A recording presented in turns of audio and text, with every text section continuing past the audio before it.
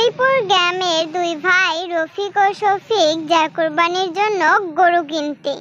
তারা হাটে গিয়ে বড় একটি গরু পছন্দ করে বাড়ি নিয়ে আসে এবং তারা খুব খুশি ছিল।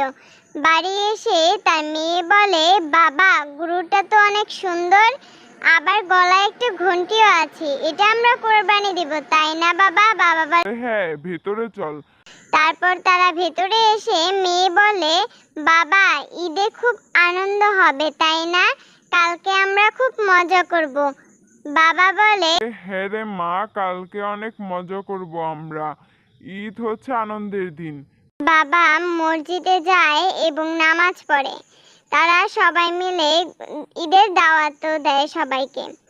তারপর বাবা বাসায় চলে আসে এবং কুরবানি দেওয়ার জন্য প্রস্তুত হয়। তারা বাসায় এসে গরুকে ধরার সময় গরু একাই এসে বসে পড়ে। এটা দেখে সবাই অবাক হয়ে যায়। এভাবে কুরবানি শেষ করে তারা মাংস বিতরণ করে সমানভাবে। তারপর বাবা মসজিদে গিয়ে সমাজে সেই মাংসগুলো বিলিয়ে আসে। তারপর তারা আত্মীয় স্বজনের বাসায় গিয়ে মাংস বিতরণ করে এবং এভাবে তাদের ঈদটা খুব আনন্দে কাটে।